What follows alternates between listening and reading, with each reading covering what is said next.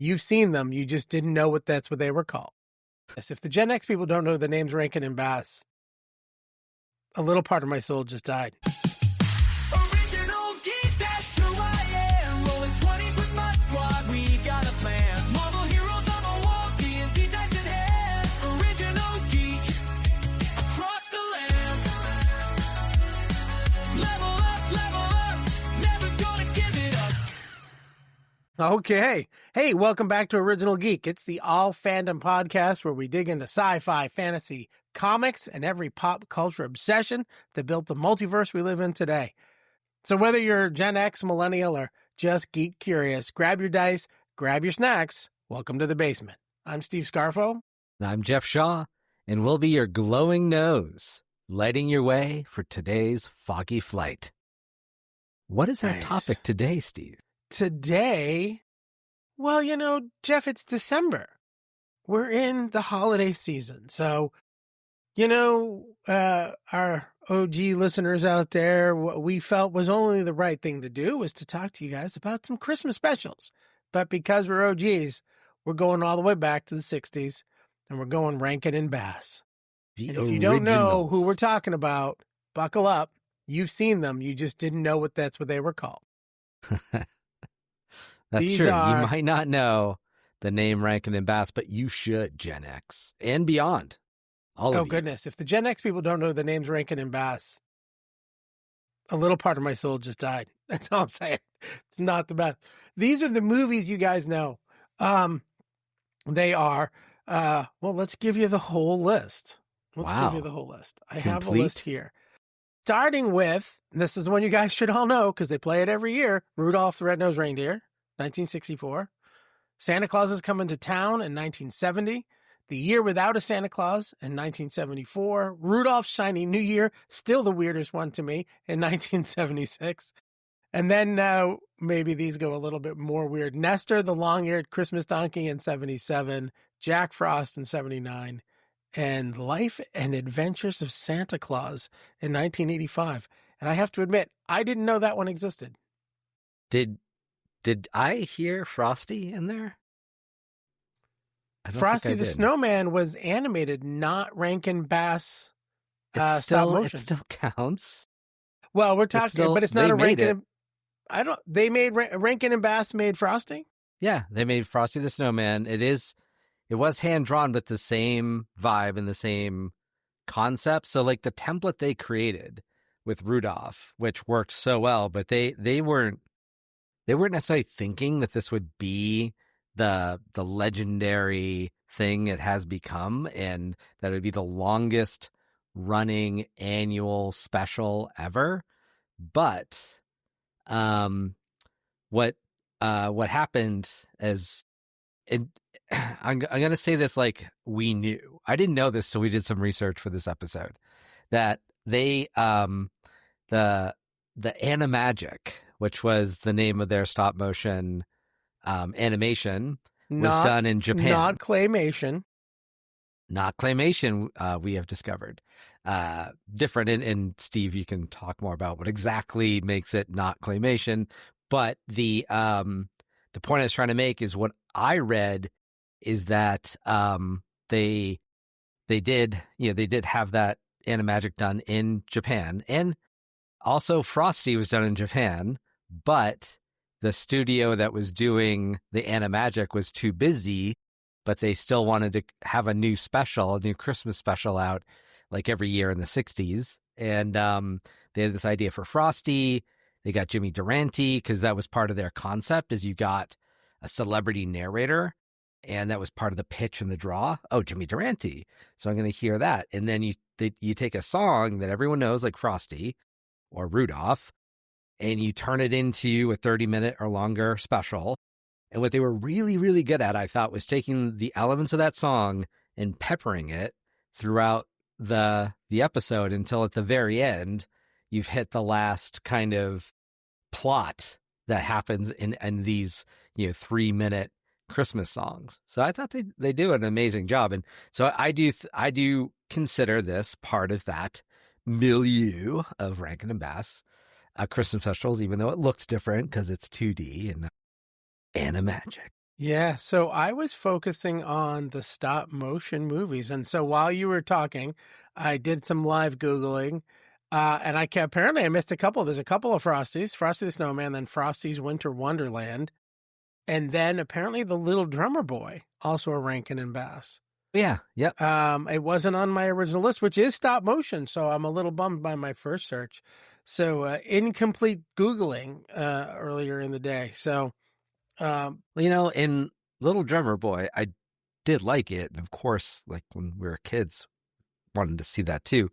But it wasn't as much fun as the other ones.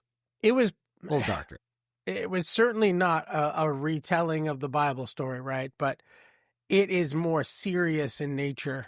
The Little Drummer Boy is like a hey, we're going to teach you a Bible story, in the same way that we've been showing you regular, pop culture type Christmas stories, right? So, I didn't even put it in my brain as a Christmas special, even though it really is. The Little Drummer Boy, the Three Kings, like it's all part of the story. It depends on which lens you're looking through, pop Santa culture kind of stuff or more traditional religious side. Steve's showing his seriously lapped Catholic. I'm so lapsed. I might be the story of Christ. Is that like a Christmas thing? I don't know.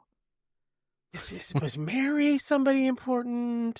Someone's going to clip just that, and I'm going to burn in hell for that. But yeah, so these are the movies we want to talk about. What is Animagic? Because I know you looked it up. Animagic is, it's pretty simple. It's very straightforward. It is their stop motion process, right? So it's what we call stop motion animation today. We've seen it in lots of popular, more recent movies. We'll talk about some of those.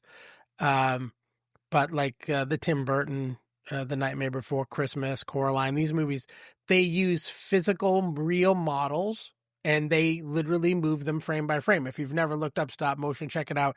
It is a very cool process. The Box Trolls, I think, was another one more recently. But when you take a model that articulates at every joint, and you can literally move it frame by frame. So, I mean, literally, if it's walking, you go click, click, click. Each one of those is a separate frame of someone walking, and that's how they put these movies together. So I believe the mouths, that's why the mouths look weird. They were just flat pieces on the faces. So they would have all these dozens of little mouthpieces they would have to so if someone was speaking, each little articulation was another fabric piece they had to take off and put on.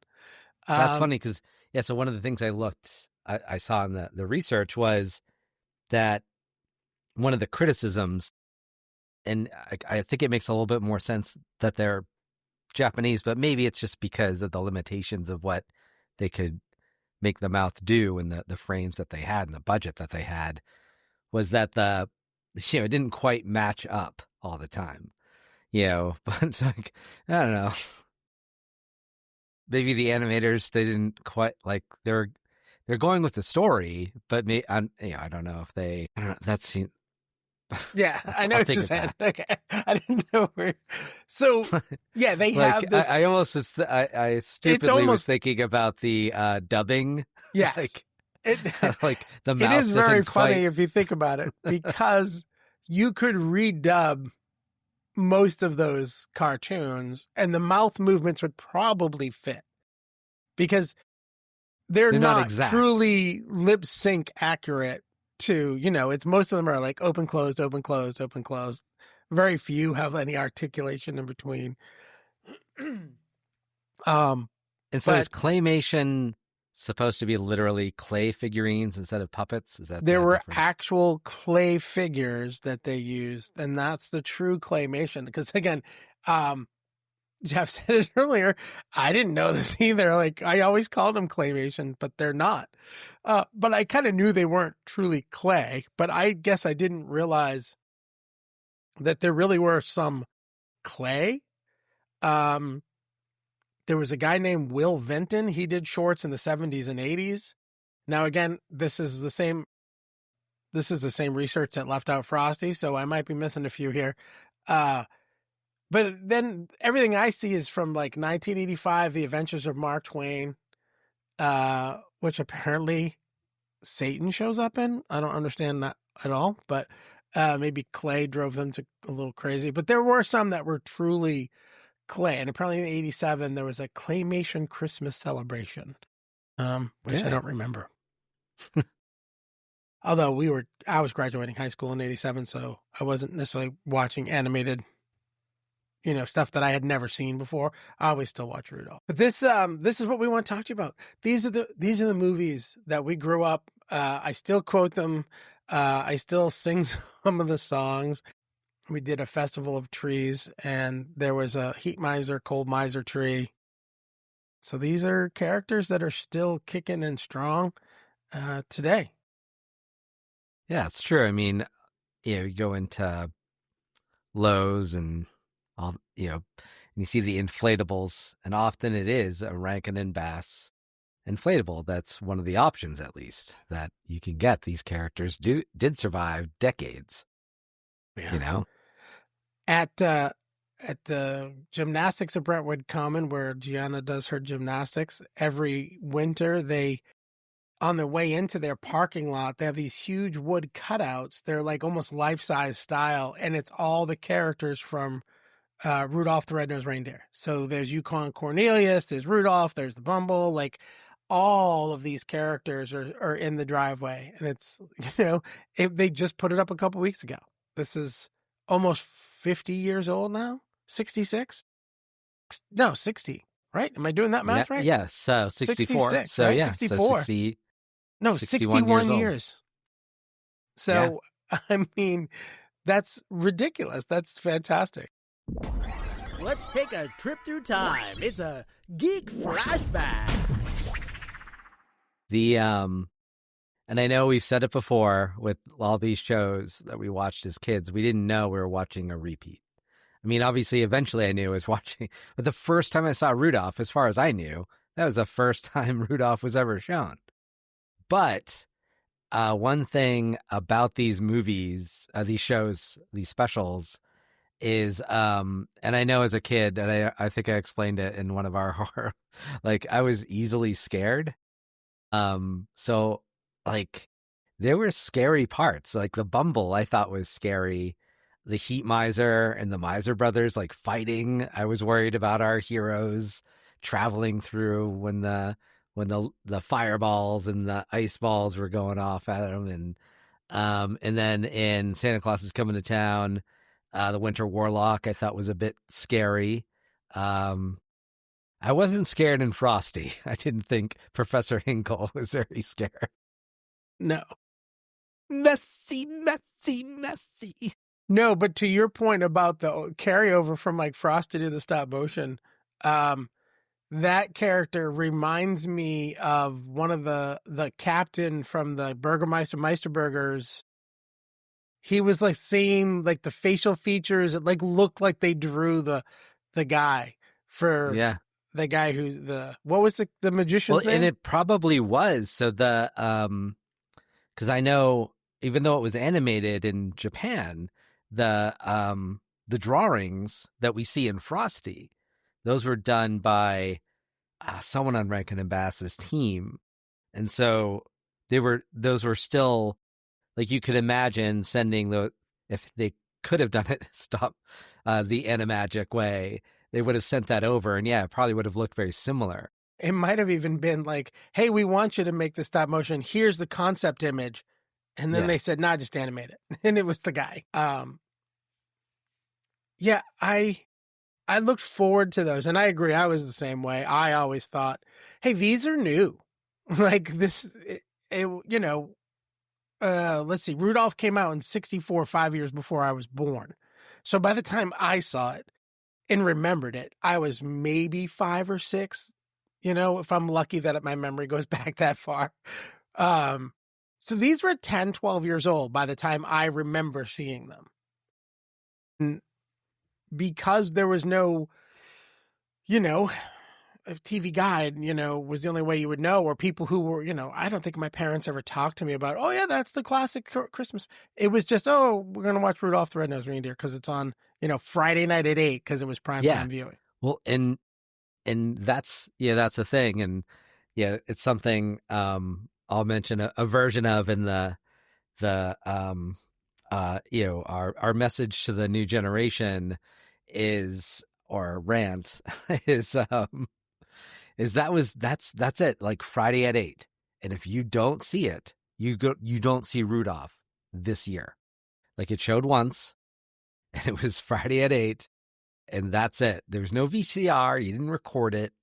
That wasn't an option. No TiVo. This was it. You had your shot, or you're going to miss it. You realize that for most people who are maybe not quite our target, but even TiVo is old. Yeah. You're talking about like TiVo's cutting edge. It's old now too. Do you know what movie it just popped into my head while we were talking about it? It's not a Christmas movie. And it's not even animated at all, but it used to come on at Christmas every year, and I loved it. Was Chitty Chitty Bang Bang. I just saw Dick Van Dyke just turned 100 years old, so that's in my brain too. So I don't want to dig too far because it's off topic, but that was another movie that we saw. But again, it was every year at Christmas. If you didn't see it when it was on, maybe it was, I want to say it was like Christmas Eve. It was like always on the same night every year for like, I remember 5 or 6 years. It was, if you missed it that night, then you didn't get to see it because it wasn't on again until next year. Yeah, exactly. So, and that was true for like all of these specials, where it was like the family would plan on staying in, and this way we're all going to watch. And there are only 3 stations, right? ABC, NBC, CBS. So, there's that. But you probably like you didn't go to the movies that night. You didn't do something else. You planned and sat in and or didn't play a game. You watched the Rudolph special or Frosty or whatever. Yeah. And they often would do like a whole night. It would be like from 8 to 10. They'd do 4 of them back to back. So for you might actually have watched the premiere of The Year Without a Santa Claus, 1974. I mean, it's possible. It's possible. 5. I would have been 6. No, 5. I would have been 5. So I could have. I'm going to say I did. I don't know. That could be a lie for everyone listening. I don't know. But Year Without a Santa Claus, still one of my favorites of all times. I love the Miser Brothers. Their songs are my favorite. I will say the dances in those movies where they're singing the "I'm Mr. Heat," their part is fun. The main, but it's the creepy little minions that they have that kind of look like them, but they're smaller. Those always sort of creeped me out as a kid, but I loved them anyway. But my favorite, and I'll wait for critical hits. I got one for you. Okay. It's gonna be my critical hit. So if you're not, but just listen and keep listening. But it's good to point this out because most of these movies were based, or specials were based on a famous song. But what was great about these is that the original songs that they created for them, in every one of these, they're bangers. They're awesome. They're Silver Christmas and classic. Gold in Rudolph is a great song. And I know we're talking about some of them in our critical hits, but like, oh man, I don't want to use the one from the critical hit, but yeah. All right, we'll have to save it for our critical hits because I agree. Like the soundtracks, the original songs that they added to these are part of the critical hit and part of their success. That they had great songwriting, and they actually approached it very much like a Broadway show. So at this top, and when you see a Broadway musical, it starts with Suite, which plays all of the songs that you're going to hear in the musical. And they do the same thing in these Christmas specials. They approached it with that kind of same level of artistry where when you watch it next time, this season, pay attention to that. They're actually at the beginning. They're playing a version of all of the songs that are in the special. When they're doing the opening credits. Yeah, That's so it's like cool. switching between like Different little stuff. clips of all the different songs. So that's very cool. I did not know that. I did just look something up because I sort of made the same assumption. I was like, let me make sure that the songs were there before the shows. But some of these songs go way before the show. Rudolph the Red-Nosed Reindeer, for instance, a character was in 1939. Gene Autry sang the song in 1949.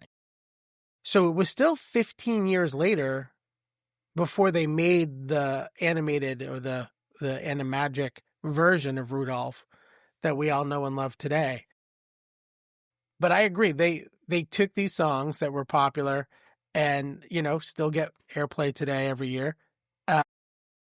And they fit a story that lasted a half an hour. And, it's a TV half hour, so 22 minutes or whatever. Yeah. Same thing with The Grinch. Again, not a Rankin Bass, but an animated. But, The Grinch is a book. It's a Dr. Seuss book. What are those, like 15 pages, 20 pages long? And they made this whole story behind who he is and all that stuff. And, of course, now The Grinch has had like 5 iterations, but... Yes. But that's that same concept that they did in Rudolph, which is you take this really short 3-minute plot and then you expand it, and that it worked really well.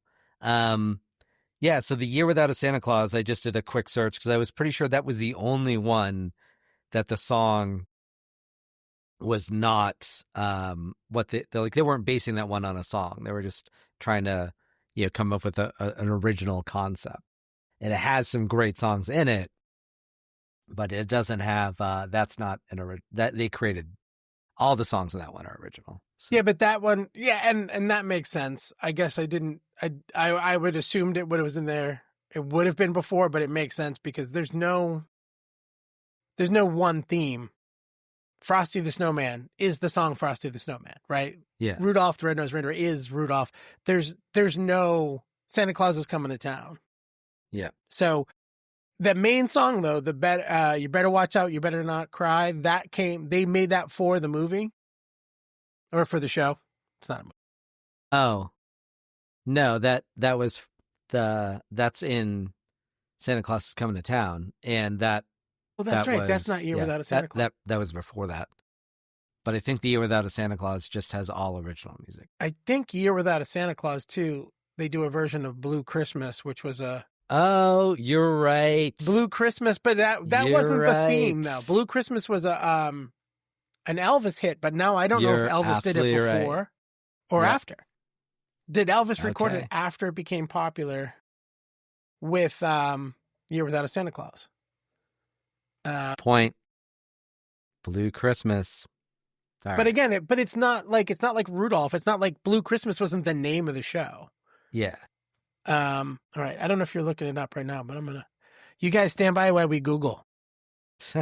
What, when Blue Christmas came out? Yeah. Was Blue Christmas before the Year Without a Santa Claus? I'm sure. Cause it was Elvis. That kind of old sound that he had, not his 1974 sound. It's, oh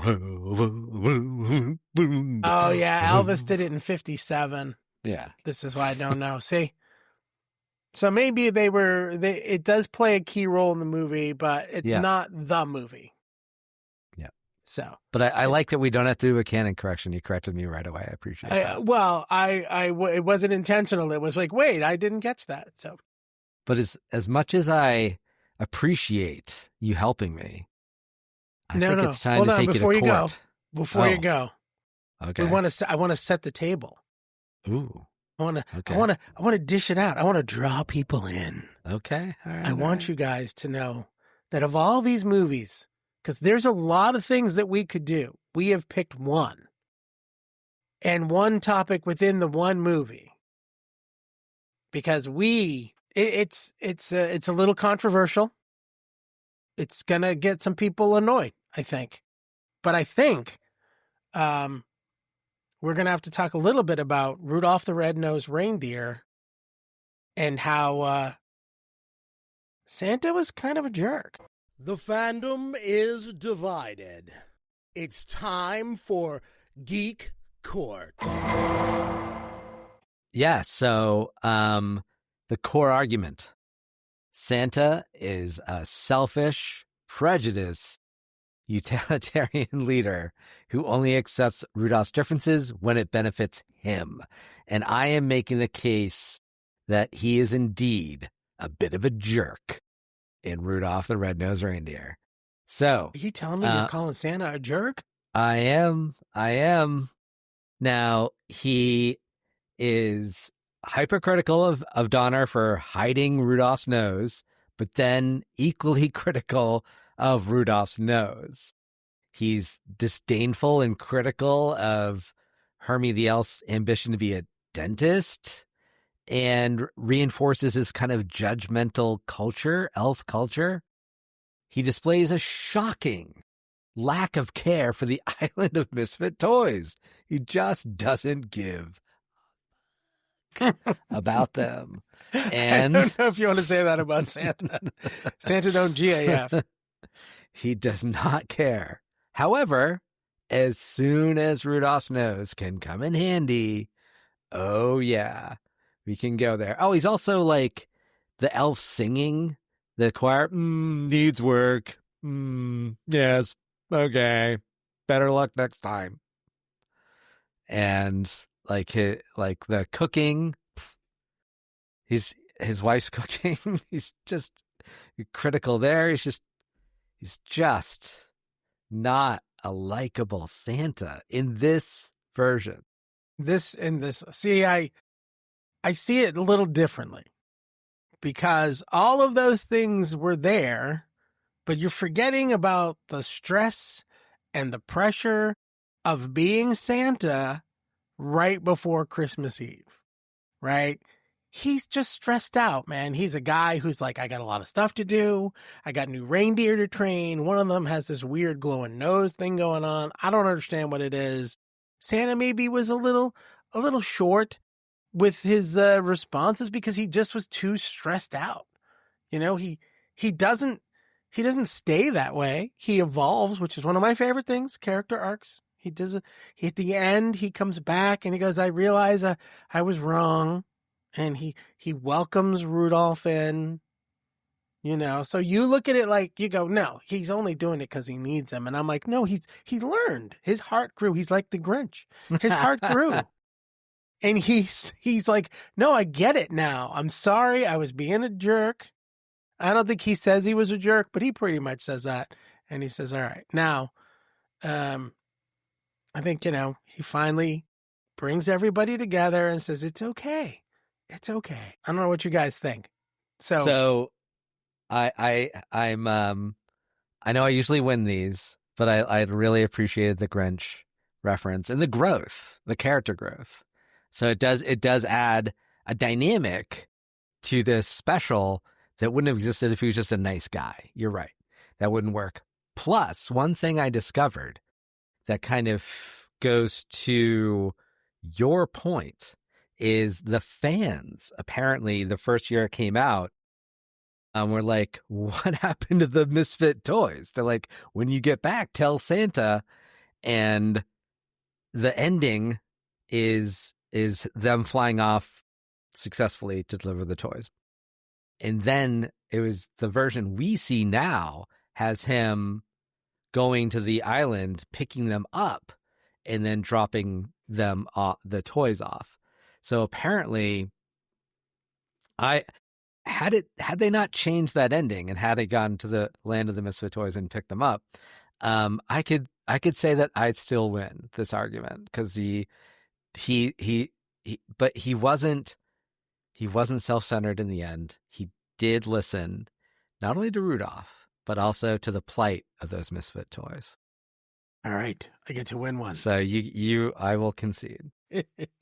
I will say, I did not know that they changed the ending. That's pretty funny that they just forgot about, you know, and I'm sure in the animation journey, they were just like, all right, well, that part of the story's over. Let's just show the happy ending. Yeah. And then everyone else went, hey, what's up, dude? You left them all behind. I know that. Well, that's the Have you heard of the term a MacGuffin? Yes. I didn't know what it was, but at AMC Theaters, the bar inside it is called MacGuffins. And I'm like, why is that? So my wife, Kristen, looked it up when we went to see a movie there. And it's this plot device that's meaningless. So it just provides some drive for the character, but ultimately it doesn't matter. And I think initially the Island of Misfit Toys must have been a MacGuffin. Like, oh yeah, we need this because they're misfits. But then who cares about them? No one cares. Oh no. The fans spoke. They cared. They wanted those toys taken care of. So it's funny. I had heard that the only slight difference in the definition of the idea of what a MacGuffin is the MacGuffin is any plot device that moves the plot forward, and it's always some sort of a thing. Like it's a thing you got to go do. It could be a tangible thing, like you're in a action adventure movie and you got to go here and get the file. That file is a MacGuffin. It could be whatever, but it does drive that plot forward. But that ultimately that thing doesn't matter. Yeah, ultimately it's just anything. A piece of the puzzle. It's not the thing. Yeah. So yeah, nice. Well, but that's all right. I think we have to give Santa a break. Yeah, I am glad that they changed the ending because it would have made my argument crap. But yeah, and I think this is a perfect transition to what our basement treasures are. Dust it off and geek it out, because it's a basement treasure. They're digging in the wrong place. So before you start, I do think it's funny. You guys will see in a minute. And if you're not watching, catch us on YouTube, Original Geek Podcast, YouTube channel. Subscribe, do all the stuff. We need you guys. We talked a little bit. We always do like a pre-show. And so we talk about what we're doing. And it's kind of funny because we both pick kind of the same stuff. So go ahead. Yes. Yeah. So Hallmark, it's got to be at least a decade ago, had these Rudolph ornaments. And what I love is how complete it was. Like it has all the misfit toys. I don't have them all to display. This is a podcast, which isn't the best medium for that. No, for those of you just listening, tell them which one it is. We also have YouTube. So if you're on YouTube, you're going to get all this. But I didn't want to take them all off my tree. So I was being lazy. No. But for the people who don't see it, tell them which one you're holding. I know. All right. So I'm holding the elephant, the polka dotted elephant from the Island of Misfit Toys. I also have the Charlie in a box. And it also comes with the train with the square wheels and the doll Sally, who isn't a misfit. Like there's nothing wrong with this doll, but there she is. So, and it was, but also it has the main characters. Got Yukon Cornelius. I've got Clarice and Rudolph and Santa and Sam the Snowman. It's awesome. They're awesome. And they have that very, what I like about is how true they are. Those of you who are watching this, they're like they have that same kind of tactile feel and look of those Animagic characters. So yeah, that was a Yukon Cornelius that Jeff was just holding up. Yeah, so And big. I like that one a lot. Big fan of those Rudolph figurines. At least a decade old. So I think it's kind of brushing it off. So this is not a decade old, but from the same movie, because Bumbles bounce. I got a Bumble, but this is one we just got not that long ago, and it's actually the Bumble with a Santa hat on, kind of a red and white striped Santa hat and red suspender pants. He's doing a reverse Donald Duck. He has just pants, no shirt. I don't know why the pants. Maybe to make him look more like Santa, but it's the Bumble, and as terrifying as he is at the beginning of that movie or show, by the end, he's just like an adorable teddy bear. And in this, my daughter was quick to point out, because she's like, what is the Bumble? I'm like, he's the big terrifying guy with all the teeth. And I showed her, and she goes, wait, where's the teeth? So if you're watching, this is the toothless version after Hermie gets his hands on him. Yeah. He just had some bad teeth, put him in a bad mood. So, yeah. I think... But that's funny because that is one of the few characters that was not part of this collection that I got. There, I don't have a Bumble. So. You don't have a Bumble? No, I don't think so. I'll double check, but I don't think it came with the collection. Oh, that's too bad. He's one of my favorites. I think because they're trying to do it to scale, and I mean that Bumble would be too big. The Bumble would have been huge. But it's just, I think it's funny that we both chose characters that we happen to still have. And again, we talked about it before. This is what makes these movies and shows so cool to me, I think to you too, is that they're still so relevant, right? This is not a story that got so old. Maybe Santa being a little too hard on people at the beginning is tougher for, he's no Tim Allen doing a movie here, but it's a story of a journey that all of these people, all of these characters go on some journey and end up together at Christmas. And it's a story that people still watch. And it's cool that we both chose ones from the same movie. Of all the stuff we've talked about we like, it happened to be both from Rudolph. That's awesome. Well, and what I like about what you said, and also your point that you made in the Geek Court, is that it's a redemption. Like all of these are redemption stories. So that, like a lot of these, our protagonists are like kind of outcasts or misfits, or they just don't fit in, or they're trying to make their way and figure things out, and they do eventually. But then all of the bad guys get their redemptions too, generally, except for the Burgermeister. But nothing bad happens to them. They just kind of fall out of favor. They're like, these guys are dumb. But the Winter Warlock and the Miser Brothers and even the Bumble, like they all get their redemption. So yeah. I do. Yeah, I could talk forever. But it's time to talk about how things have changed a little bit. And how our Christmas movies have come through. From floppy disks to streaming clicks, it's Geek Evolution. All right. So and you started with it earlier. Yeah. That these were made in Japan. Because it was cheaper, right? That these started with like, we know what we want to do, but it's too expensive to do here. So they sent the idea to Japan where they would do it cheaper.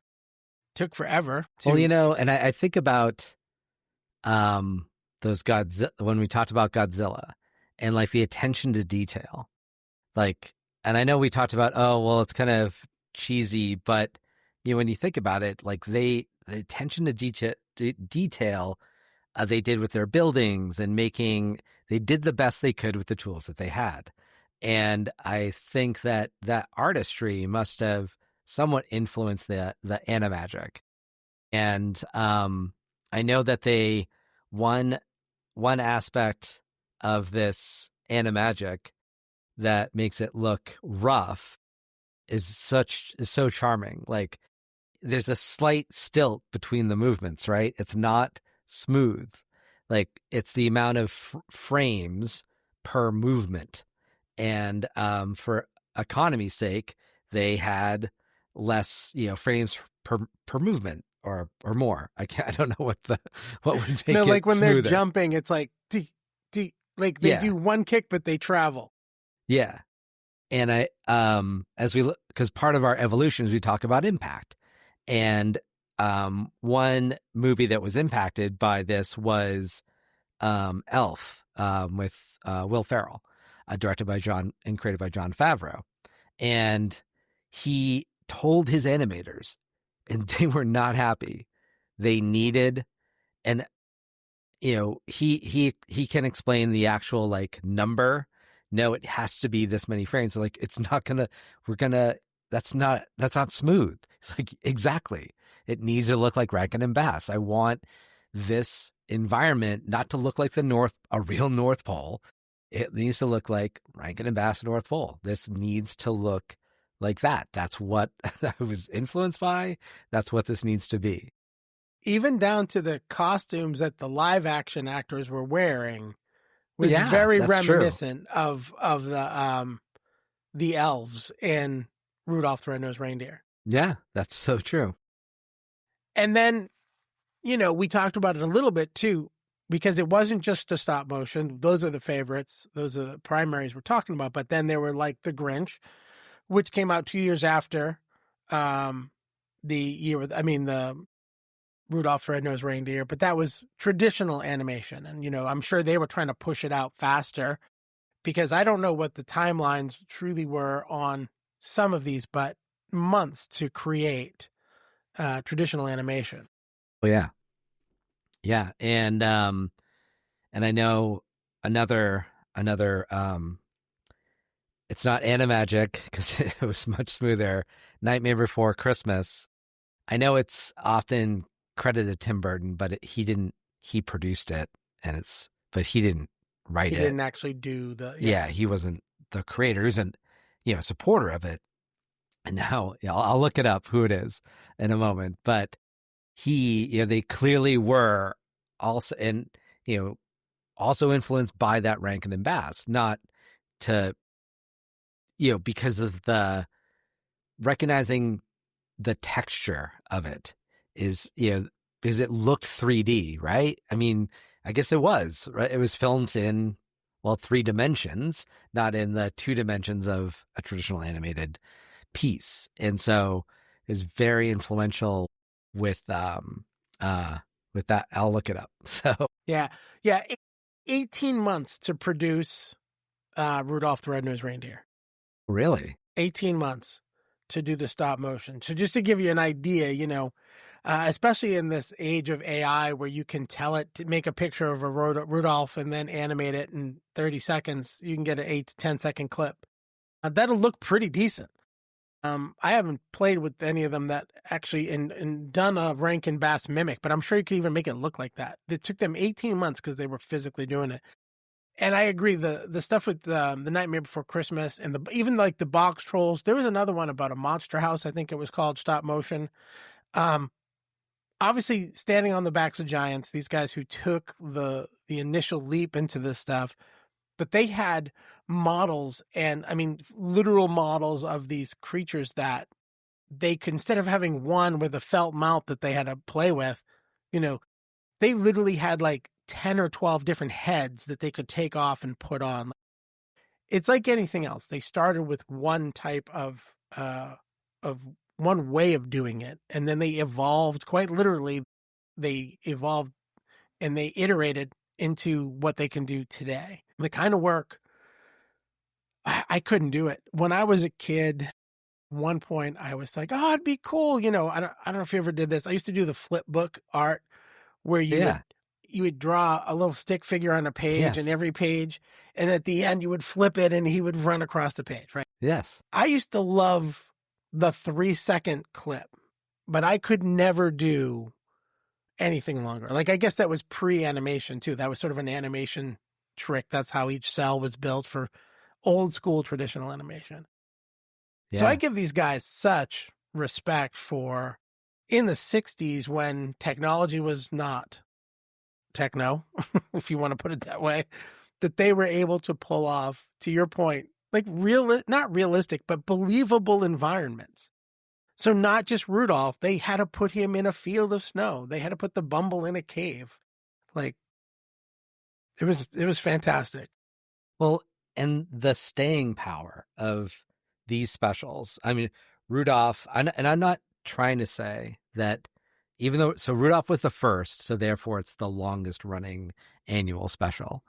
But I think of some good, like I've seen other good Christmas specials that don't have the same power. And even if it's got a big name, and maybe someone will disagree, but like I've enjoyed the Toy Story Christmas special, but I don't feel like I need to see it every year. Mm-hmm. Enjoyed. There was one with like, oh man, it was like Ronnie the Reindeer or something like that. Do you remember this? I don't. It had some famous voice actors in it too, and I can look it up. But like it was like more like okay, that was a fun thing to watch. It was original and fun. And like, you don't even know what I'm talking about. No. That's what I mean. Is it that like no one has successfully made things with that much lasting impact? Now we've had movies, Christmas movies that do. We just listed some of them. Elf, Nightmare Before Christmas. Home Alone. Like where, you know, I love Polar Express. I know some people are critical of some of the human animation in that, but I love that movie and want to watch that one every year. So there are movies that I still want to watch, but there's not that many just animated specials like that. No, I feel like, especially like with the Toy Story ones and ones that are derived from other properties, other movies, it feels obligatory. Like, oh, yeah, so, all right, they had a great movie, so they're going to make a Christmas special because they felt like they had to have a Christmas property. You know what I mean? Toy Story didn't want to be left out, but the charm of Toy Story wasn't about Christmas. You know, I think the thing about these movies, to me anyway, that really resonates is these are Christmas stories. Rudolph the Red-Nosed Reindeer didn't live in Chicago for the first 12 years of his life and end up at the North Pole because of some wish he made. Like, he's Santa's reindeer. You know what I mean? Frosty is a snowman who could only live in the winter. You know, maybe not quite as much as the Christmas theme, but when Toy Story makes a Christmas special, it's not really about Christmas. It's about Toy Story in Christmas. Do you know what I mean? It's not Christmas with toys, which was the Island of Misfit Toys, which is funny. My kids watch this movie a million times. It's called Ugly Dolls, and it reminds me a lot now that we're talking about it. It's very much a parallel to the Island of Misfit Toys. They have a whole place they call Uglyville where all the ugly dolls go. It's their Island of Misfit Toys. I don't know how they didn't make a reference in there, but they didn't. And then we have the Charlie Brown Christmas, same kind of thing. I think that's one. But like, to your point, these are all Charlie Brown Christmas, I think, is maybe one, maybe because it came out so long ago. It was 65, so it was right there. Maybe because that one was around the same time, because that's another one that it was the Peanuts had a Christmas special. But to me, it's just was always in that list of, hey, it's Friday night on December 18th. We're going to watch these 5 Christmas specials. So it was always there. Yeah. The Peanuts, I think, absolutely. All of their holiday specials are just as enduring. They just happen to make their first one with the Christmas special a year after Rudolph, so it doesn't get the credit. But I honestly think if that had been the first one, that would have had been the longest running.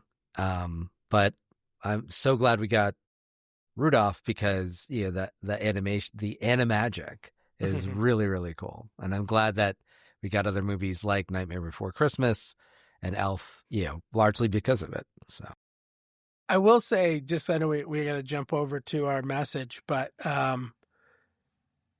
with the Peanuts, they were a property without the specials, but I think they were only ever on TV for their holiday specials. There was the Great Pumpkin, Charlie Brown. I think they had a few other, but it wasn't like it was a TV show or a movie. They were a cartoon. They were a strip, cartoon strip in the papers, and they had a few specials that were done. But that's cool. But as we are rolling through this, we still have to get to a couple different segments before we go. So, we're gonna tell you why you guys should pay attention. Your kids don't know how good you've got it. We both are like, okay, you go. Okay, I'll go. So what I want to say is, even though these are enduring and impactful, we've been talking about that they're played every year. I still know some people that they haven't made it a part of their family tradition. And I think part of it is because you can watch it at any time. So even though they try to make it a big deal, hey, Rudolph's going to be on CBS or NBC this Friday, hey, watch it. That's just not the way we view things anymore. And then you're just going to watch it with a bunch of ads and and then maybe life just gets busy, and then you don't make the time. I'm encouraging people to make that time, watch these specials, make that a part of your tradition, and you'll get, I think, that the messages here are so great. To not be bullies, the redemption stories. I think these are great, Forgiveness, enduring stories that we should maintain and continue. Yeah, and I'm going to stick at the same idea for this. Don't discount them because they're old. I know a lot of younger folks will go, "Ma, that's so old." You know what I mean? My kids make fun of me all the time. I'm in my 50s, but to them, I might as well be 1,000, right? So I know we got millennials and zennials out there who are in their 20s and 30s who are like, "Oh, this is just old crap. I'd rather just watch whatever." If you go on Netflix or whatever streaming system, and what you have is the beauty we didn't have, which is we had to wait till December 18th, Friday at 8 p.m. on CBS, or we didn't see it. You can watch it 19 times in a season if you really wanted to. And by God, they're probably 22 to 30, maybe I think they were all half-hour specials. So they're like 22 minutes to watch, right? You could watch one on a lunch break. But get your kids together. It's almost like reading your kids 'Twas the Night Before Christmas. These are things, to Jeff's point, they have a great story, they have great characters, and they have good moral outcomes. Everybody is a better character by the end of these things, in almost every case. Even the Burgermeister, they just sort of let him go off. So actually, Rudolph is 55 minutes. Just a couple of them were on the longer side, but yeah, they're more like Frosty's like 22, and then you have the ads to make it 30. Yeah. Yeah, I know some of them were an hour and some of them were a half. I couldn't remember which ones were which. Yeah. But yeah, so at best, you're killing 55 minutes. Most of you watched Stranger Things twice already. You can watch freaking Rudolph the Red-Nosed Reindeer. It's critical hits and epic fails. All right.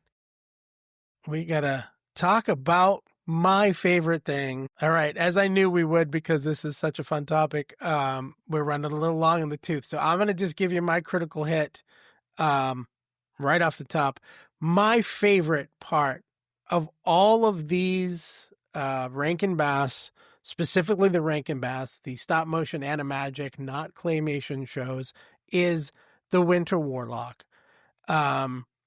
He was this big, scary guy, but he was stuck in an iceberg. And because he was so mean and cruel, he was like, he couldn't even move. And then Santa, Kris Kringle, gives him a toy, his first present ever, and his heart melts. And he becomes this old sort of normal looking wizard dude who's got a regular body.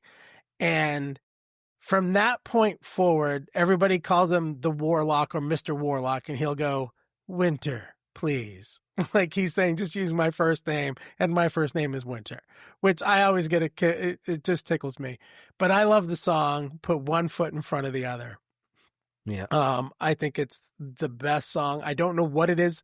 If you've followed me at all or know me, I had an accident a few years ago where both my legs were in braces for like 2 months. I had a lot of rehab to do, and I actually made a video using that song as one of my goofy rehab videos, that you just got to put one foot in front of the other. So that's my hit. I love it. Yeah. And what a great message, just put one foot in front of the other. Yeah, just take these little steps for the big change. That's good. Keep moving forward. All right. I'm going right to epic fail from the same special. The Santa Claus Is Comin to Town. So, which tells the history of Santa and some of its traditions. And so one tradition that we all know is that when you want something from Santa, you can go and sit on his lap and tell him what you want. Okay, well, that's fine. That's a fine tradition. For some reason, in this special, Santa had an extra little thing he was asking for, a kiss. So he has a song, be prepared to pay extortion. If you sit on my lap today, a kiss, a toy is the price you pay. Oh yeah, sit in my lap, give me a kiss. And if you guys could see the faces that Jeff is giving making, you anything. gotta give me that kiss. Kiss me for that joy. 7 bad songs just popped into my head. The Meisterburger, entirely right, for the wrong reasons, to stop this guy. Like, whoa, man. A kiss? Really? Can we told just me get you were our going to talk toy about without this, the and it kiss? freaking cracks me up. So, Listen don't to the be song. stingy is one of his lines. Come on, don't be stingy. Give me that kiss. Okay. So, listen, That's the epic fail. that is an epic fail, 100%. I don't know why. I never heard it that way. But That's well, because you watch this with a certain innocence, and yeah, the thing is, he didn't mean it that way. So, like, I totally understand that. yeah. And it doesn't hold up. That's what it is. It's like, 2025. even in Rudolph, like, we're reading into things. So I think he's like something like, someone's gonna shine up my bills to fly, or something like that. Gonna make my bills shiny, shine up them bills. That was definitely the best. So, like, we're adults with juvenile humor, and so we hear it differently. But I mean, even though I am hearing it differently, I still think it's a fail. Yeah. No, I agree. You guys got to tell us if you agree, because the one foot in front of the other, awesome. Come sit on my lap, but you have to give me a kiss?